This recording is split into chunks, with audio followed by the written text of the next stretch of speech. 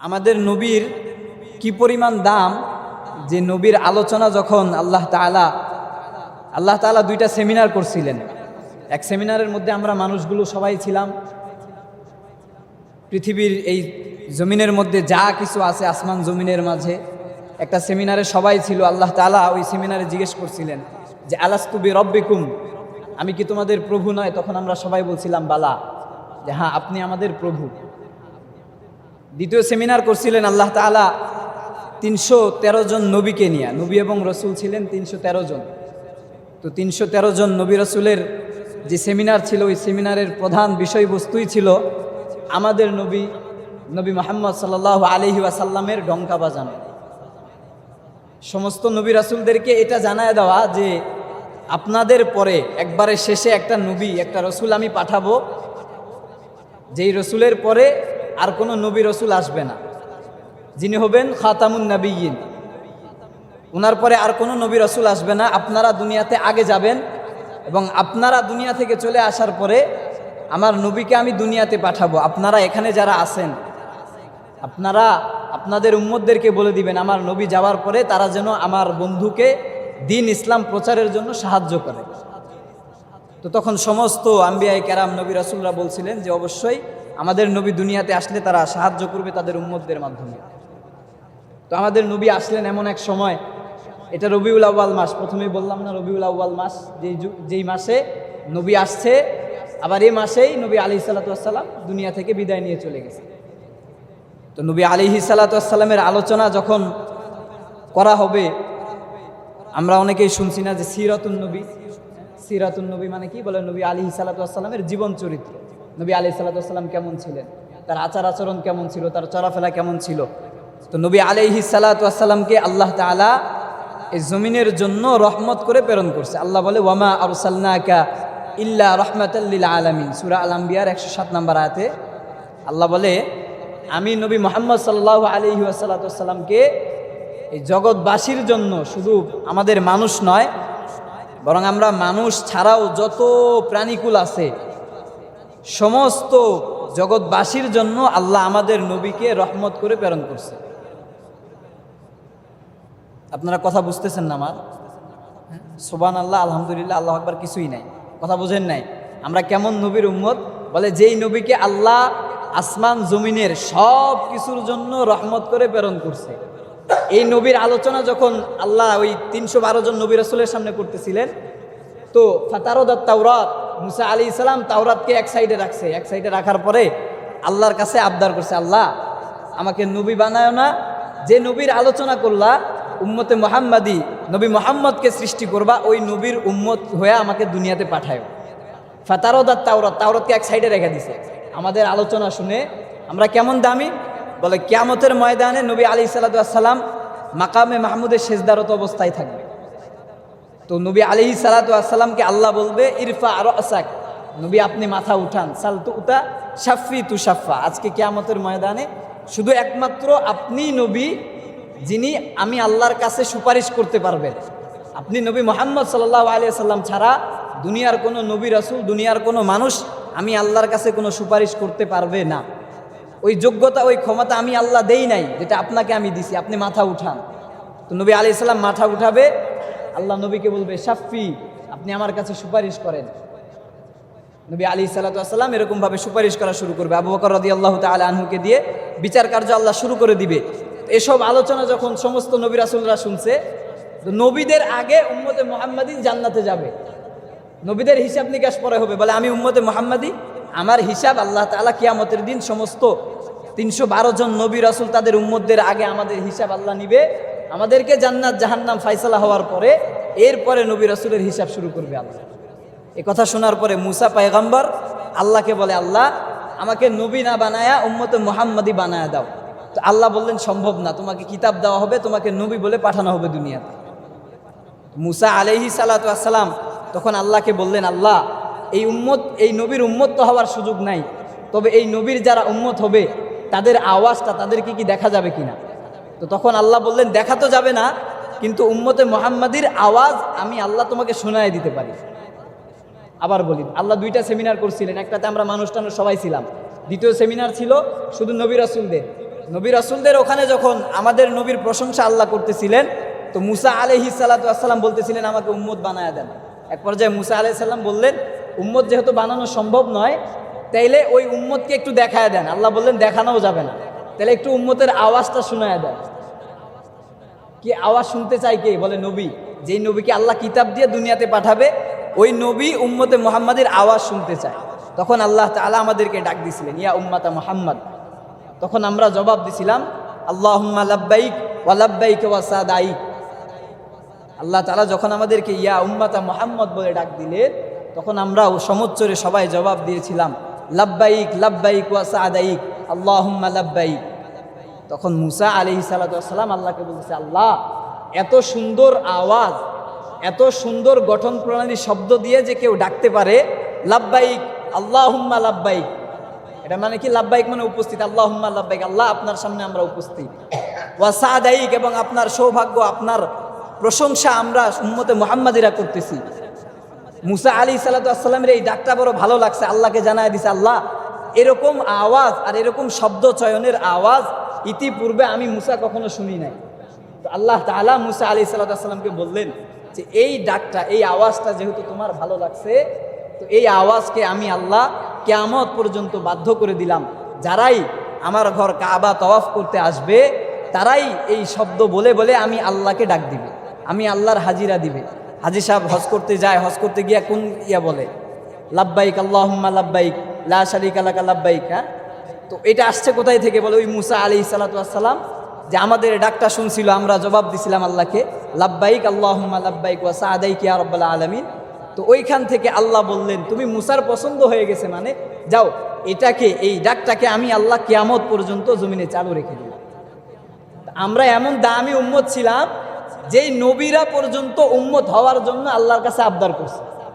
বলে নবী তো নবী হয়ে গেছে, নবীর শান, নবীর মান আমি উম্মতে মুহাম্মাদির চাইতে তো বহুগুণে বেশি, কিন্তু কিয়ামতের ময়দানে আমি উম্মতে মুহাম্মাদের হিসাবটা আগে হব।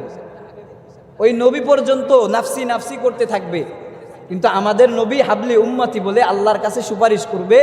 সালতু উতা শাফি তুশাফা, নবী যতক্ষণ না সুপারিশ করবে আল্লাহ অন্যান্য নবীদের বিচার কার্য শুরুই করবেন। এমন দামি নবী পাইছি আমরা, এমন দামি নবীর উম্মত আমরা।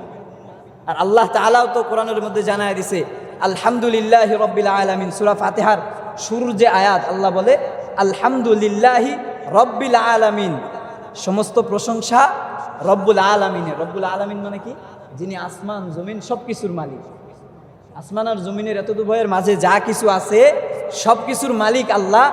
আবার আমি যে আয়াতটা তেলাওয়াত করছি খুতবায়, সূরা আম্বিয়ার 107 নম্বর আয়াতে আল্লাহ বলে ওয়ামা আরসালনাকা ইল্লা রাহমাতাল লিল আলামিন। আমি আল্লাহ যেরকম ভাবে রব্বুল আলামিন, আমি আপনি মুহাম্মদ সাল্লাল্লাহু আলাইহি ওয়াসাল্লামকেও রাহমাতাল লিল আলামিন করে বানায় দিয়েছি। বলে আমি আল্লাহ যত জায়গার জন্য রব, আপনি নবী মুহাম্মদ তত জায়গার জন্য রহমত। আমি আল্লাহ আসমানের রব, আপনি নবী মুহাম্মদ আসমানের জন্য রহমত। আমি আল্লাহ মানুষের জন্য রব, আপনি নবী মুহাম্মদ মানুষের জন্য রহমত। আমি আল্লাহ সমস্ত সৃষ্টিগুলোর জন্য রহমত, আমি আল্লাহ রব হয়ে গেছি সমস্ত সৃষ্টিগুলোর। বলে আপনি নবীকেও আমি আল্লাহ শুধু মানুষের জন্য নয়, আসমান জমিনের মাঝে যত মাখলুকাত আছে সব কিছুর জন্য আমি আল্লাহ আপনাকে রহমত করে জমিনের মধ্যে প্রেরণ করছি। বলে নবী তো শুধু জিন্দাদের জন্য রহমত ছিলেন এমন নয়, বলে নবী মৃতদের জন্য রহমত ছিলেন। মৃতরাও নবীর জন্য পাগল পারা ছিল। বলে সমুদ্রের পানি থেকে নিয়া যেই 1450 বছর আগে রোম পারস্যের অগ্নিকুণ্ডের আগুন জ্বলতেছিল, যেই আগুনগুলো, ওই আগুনটাও নবীর ভালোবাসায় 1450 বছর আগে হাজার হাজার বছর ধরে জ্বলতেছিল। যে রোম পারস্যের আগুন রাজা বাদশারা নিভাইতে পারে না।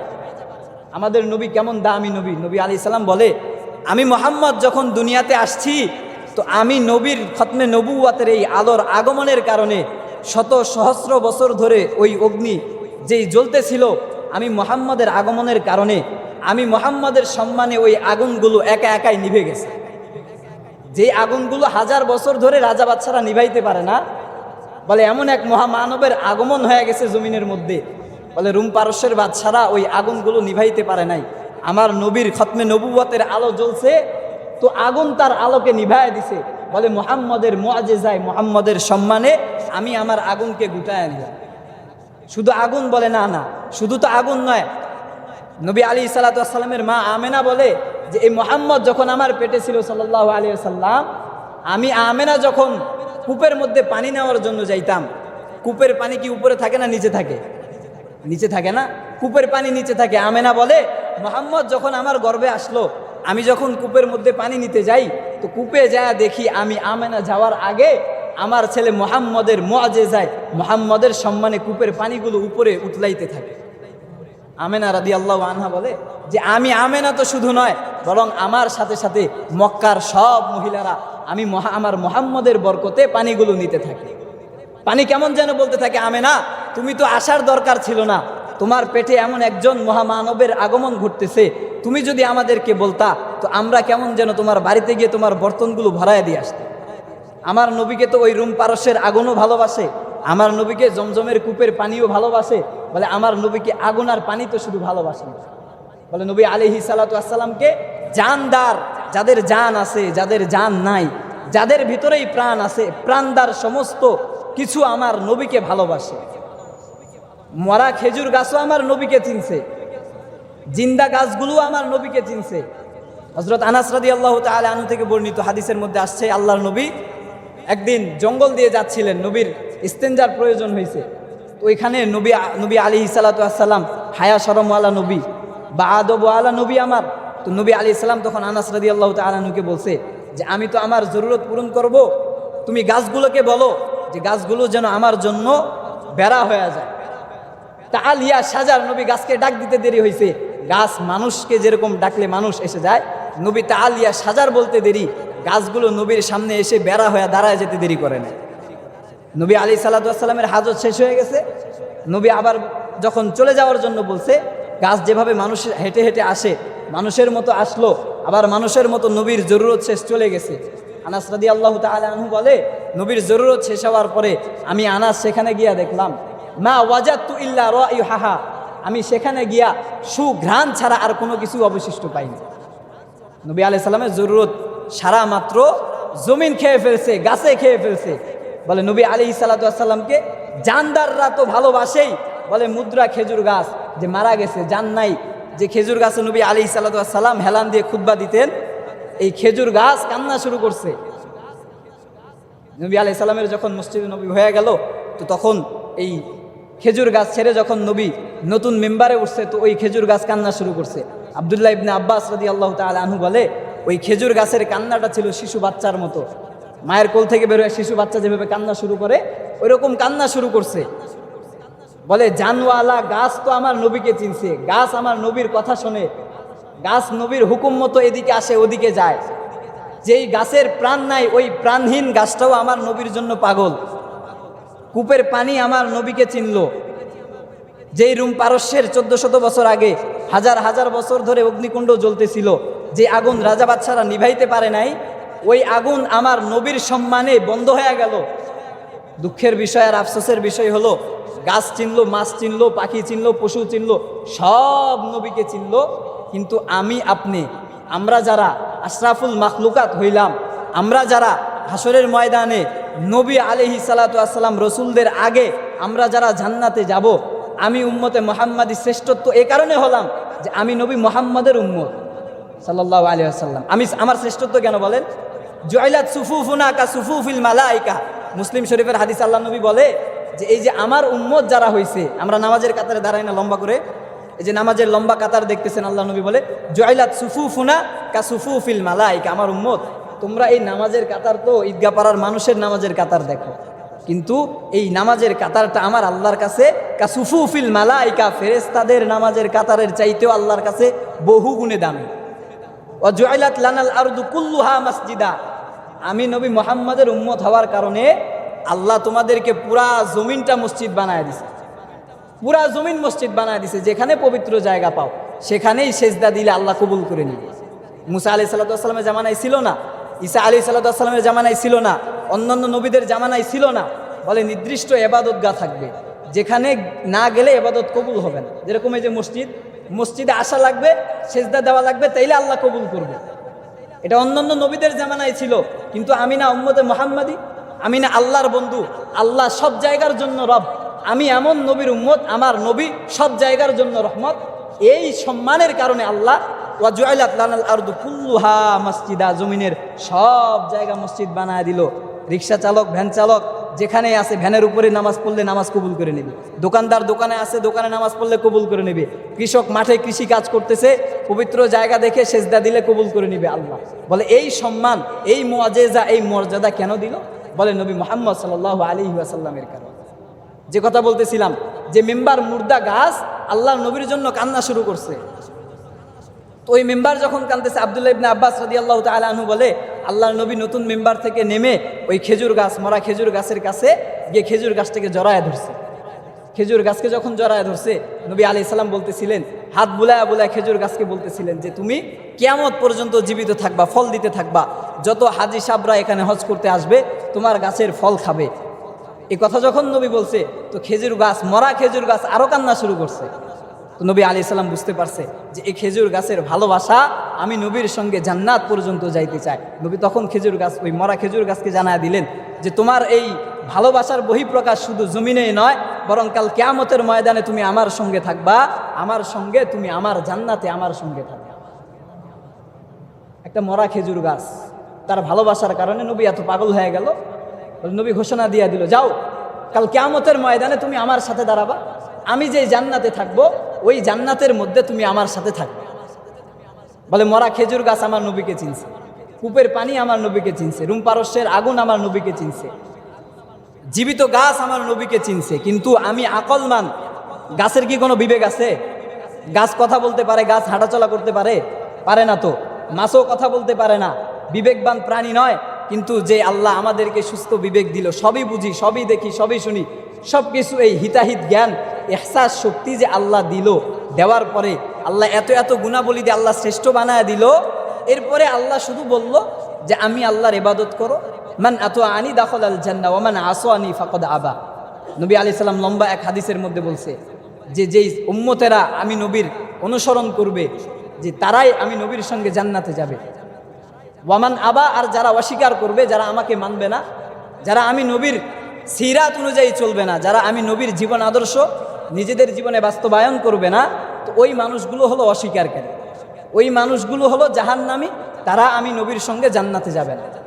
নবী আলাইহিস সালাম সাহাবায়ে কেরামকে বলছিলেন, এই হাদিসটা যখন আল্লাহ তাআলা নবী সাহাবায়ে কেরামকে বললেন, আল্লাহ তাআলা আয়াত নাজিল করে জানায়া দিলেন, কুল ইন কুনতুম তুহিব্বুনাল্লাহা ফাত্তাবিউনি ইউহিব্বুকুমুল্লাহ। আমরা সব মানুষগুলা আল্লাহর ভালোবাসার পাত্র হইতে চাই না? হ্যাঁ, আল্লাহ আমার দিকে ভালো নজরে তাকাক, আমি একটু জমিনের মধ্যে ভালো থাকি, ভালোভাবে চলাফেরা করি, ভালো টালো খাই, হ্যাঁ, সুস্থতার সাথে জমিনের মধ্যে যতদিন বাঁচি থাকি। সবাই চাই না আল্লাহ আমার দিকে একটু রহমতের নজর দেখ? দোয়া করলে আল্লাহর কাছে ভালোই তো চাই, খারাপ তো কেউ চায় না, খারাপ কেউ চায় না, আল্লাহর কাছে ভালো চায়। আল্লাহ বললেন, কেউ যদি আমার কাছে ভালো চায়, আর কেউ যদি চায় যে আমি আল্লাহর কাছে সে ভালোবাসার পাত্র হয়ে যাক, ইন কুনতুম তুহিব্বুন আল্লাহ, যদি মানুষগুলো জমিনের মানুষেরা চায় যে আল্লাহ ওই মানুষকে ভালোবাসুক, আমি চাইতেছি আর কি যে আল্লাহ আসমান থেকে যেন আমাকে ভালোবাসে, আমি চাইতেছি আল্লাহ আমাকে ভালোবাসুক। আল্লাহ বললেন, নবী আপনি ওই মানুষটারে জানায় দেন, ফাত্তাবিউনি, সেজন্য আপনি নবীর অনুসরণ করেন। কথা বুঝাইতে পারলাম? মানে আমরা সবাই এখানে যারা আছি সবাই চাইতেছি আল্লাহ আমাদেরকে ভালোবাসুক, হ্যাঁ, আল্লাহ আমার সব দোয়াগুলো কবুল করুক, আল্লাহ আমার অসুস্থতা, বিপদ আপদ, ঋণ টিন যা আছে সব কিছু আল্লাহ দূর করে দেখ। আল্লাহ তখন নবীকে বলতেছে, নবী আপনি এই মানুষটাকে জানায় দেন, ফাত্তাবিউনি, আমি নবীর অনুসরণ করো, ইউহিব্বুকুমুল্লাহ, আমি নবীর অনুসরণ করলে আসমানের রব আল্লাহ তোমাকে ভালোবাসবে, তোমার সব চাওয়াগুলো আল্লাহ কবুল করে নেবে। কিসের কারণে? বলে নবীর আনুগত্যের কারণে। আল্লাহকে পাইতে হলে, আল্লাহর জান্নাত পাইতে হলে সবাই জান্নাতে যাইতে চায়, কেউ জাহান্নামে যাইতে চায় না। সবাই সুখে থাকতে চায়, দুঃখে কেউই থাকতে চায় না। দুনিয়াতে গরিব হোক বড়লোক হোক, যে দিনে অসুস্থতায় বাড়ির মধ্যে শুয়ে আছে, যে রাস্তায় ভ্যান নিয়ে বের হয়েছে বা অফিস আদালতে কাজ করতে গেছে, সব মানুষের দিন শেষে চাওয়া একটাই, শান্তিমতো ঘুমানো, সুস্থ থাকা। বলে দুনিয়ার মধ্যে একটু শান্তিতে থেকে পরে বেঁচে থাকতে পারলেই সব মানুষের আলহামদুলিল্লাহ হয়ে গেছে। মানুষের চাওয়া তো এটাই নাকি, শান্তিমতো 3 বেলা খাওয়া, শান্তিমতো একটু থাকতে পারা। এই তো দিন শেষে মানুষগুলো বিদায় নিয়ে চলেই যাবে। বলে আমি মানুষ সবাই সুখে থাকতে চাই, দুঃখে কেউই থাকতে চায় না। কিন্তু সুখ যে পথে পাওয়া যাবে, আমি বাঙালি সুখের পথে যাইতে রাজি না। সুখ যে পথে পাওয়া যাবে, সুখ চাই তো ঠিক আছে, সুখ চাই, এখন সুখ চাই বলে আমি নিজের জায়গায় বসে থাকলাম, দুনিয়াবি কাজে আমি আমার সব করে ফেলতেছি, আখেরাতের কাজের জন্য আমি কিছুই করলাম না, তাহলে এই দুনিয়ার এই ক্ষণস্থায়ী সুখ তো আর আমার সুখী হওয়ার কারণ হতে পারে না। দুনিয়ার সুখ না ক্ষণস্থায়ী। আল্লাহ নবী হাদিসের মধ্যে বলছে, আল কাইয়িসু মান দানা নাফসাহু ওয়া আমিলা লিমা বাদাল মাউত। প্রকৃত জ্ঞানীকে, কথা বলে শেষ করে দিচ্ছি, প্রকৃত জ্ঞানীকে বলে, জ্ঞানী তো ওই মানুষগুলো যারা তাদের মৃত্যুর পরবর্তী জীবনের জন্য কিছু করে। দুনিয়াতে কোনো মতো খায়া পরে বেঁচে থাকতে পারলেই হইল। দুনিয়াতে যে খায় তারও দিন যায়, যে খায় না তারও দিন যায়, নাকি যায় না? হ্যাঁ, ধনী গরিব সবারই দিন চলে যায়। যে মানুষ অসুস্থ আছে, যে মানুষ দিনের পরে দিন টাকা কামাই করে যাচ্ছে, ওই মানুষেরও সূর্য ওঠে সূর্য ডুবে যায়। যে অসুস্থ হাসপাতালের বেডে আছে, ওর কি সূর্য উঠে সূর্য উঠেই থাকে নাকি ডুবে যায়? ডুবে যায় না? দিন শেষে এরকম হবে, সবার জন্য সূর্য ডুবে যাবে। হাত্তা জুরতুমুল মাকাবির, এমন এক পর্যায়ে এসে দেখা যাবে আমি মানুষ কবরে চলে গেছি, তখন যায় আমার চোখ খুলতেছে, বিবেক খুলতেছে, তখন যায় আর কোনো কাজ হবে না। নবী বলে, আল কাইয়িসু মান দানা নাফসাহু ওয়া আমিলা লিমা বাদাল মাউত ওয়াল আজিজু মান আতবা নাফসাহু হাওয়াহা ওয়া তামান্না আলাল্লাহ। জ্ঞানী হলো ওই ব্যক্তি যে তার মৃত্যুর পরবর্তী জীবনের জন্য কিছু আমল করে। শুধু জুমার নামাজ নয়, এর আগে বহুবার বলছি, শুধু জুমার নামাজে মসজিদ ভরে যায়, 5 ওয়াক্ত নামাজে 5 জন মানুষও নাই।